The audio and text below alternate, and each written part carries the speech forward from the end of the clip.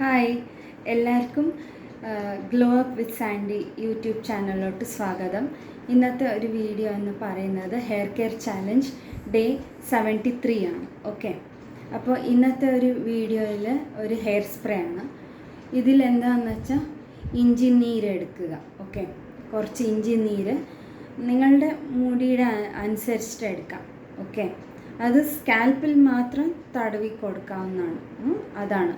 പിന്നെ ഈ ഒരു ഹെയർ സ്പ്രേ ഉപയോഗിക്കുമ്പോൾ പാച്ച് ടെസ്റ്റ് ചെയ്യേണ്ടി വരുന്നതാണ്. ഓക്കെ, മാച്ച് ആവാത്തവർ ഉലുവ വെള്ളം എടുക്കാം, ഇല്ലെങ്കിൽ ഇത് കറിവേപ്പില പിന്നെ മുരിങ്ങ ഇല മാത്രം നന്നായി തിളപ്പിച്ചിട്ട് അതിൻ്റെ നീര് മാത്രം എടുത്തിട്ട് ഹെയർ സ്പ്രേ ആക്കിയിട്ട് ഇവിടെ എല്ലാ ഭാഗത്തും തടവി കൊടുക്കുക. മെയിനായിട്ട് സ്കാൽപ്പാണ് കോൺസെൻട്രേഷൻ ചെയ്യേണ്ടത്. ബ്ലഡ് സർക്യുലേഷൻ കൂട്ടാനാണ്. ഓക്കെ, അതാണ്. അപ്പോൾ ഞാൻ പറയുന്ന ഒരു ഹെയർ സ്പ്രേ എന്ന് വെച്ചാൽ ഇതിൽ ഇഞ്ചി നീര് ആണ്. Okay, main ingredient. അത് കഴിഞ്ഞിട്ട്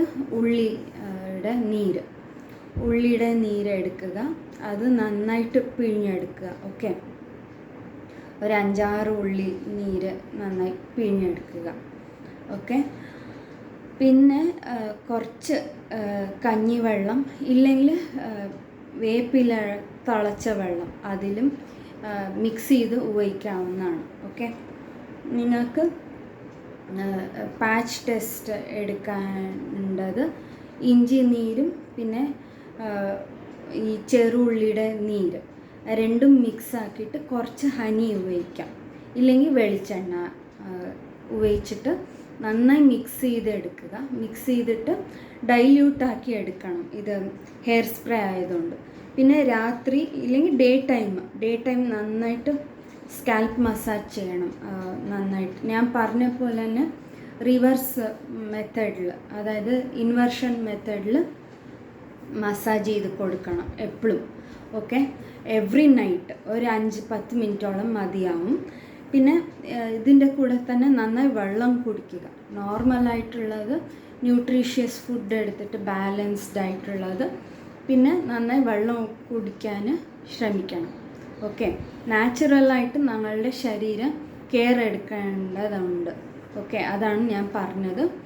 പിന്നെ ഈ ഉള്ളി നീരും പിന്നെ ഇഞ്ചി നീരും ചേരാത്തവർ സ്കാൽപ്പിലും അതിന് നിങ്ങൾക്ക് മുരിങ്ങയിലും കരിവേപ്പിലയുടെ വെള്ളം, അത് രണ്ടും നന്നായി വെള്ളത്തിൽ 1 ഗ്ലാസ് വെള്ളം, ഒരു 1/2 ഗ്ലാസ് ആവുന്നത്ര നന്നായി തിളപ്പിച്ചെടുത്തിട്ട് അത് സ്പ്രേ ബോട്ടിലാക്കിയിട്ട് സ്പ്രേ ചെയ്ത് കൊടുക്കേണ്ടതാണ്. ഇപ്പോൾ മുരിങ്ങ ഇല കിട്ടിയില്ലെങ്കിലും തരക്കേടില്ല. അപ്പോൾ ഇത് കറിവേപ്പിലയും വേപ്പിലയും എടുത്താൽ മതിയാവും. ഓക്കെ, ഇതാണ് ചെയ്യേണ്ടത് ഈ ഒരു 73rd ഡേ എന്ന് പറയുന്നത്. ഓക്കെ, അപ്പോൾ നിങ്ങളെല്ലാവരും നന്നായിട്ട് ഈ ഭാഗത്തൊക്കെ ഇങ്ങനെ ഗ്യാപ്പ് ഉണ്ടാവുമല്ലോ, ജസ്റ്റ് ഇങ്ങനെ മുടിയില്ലാത്ത മാതിരി തോന്നുന്നവിടെയൊക്കെ നന്നായി മസാജ് ചെയ്ത് കൊടുക്കുക.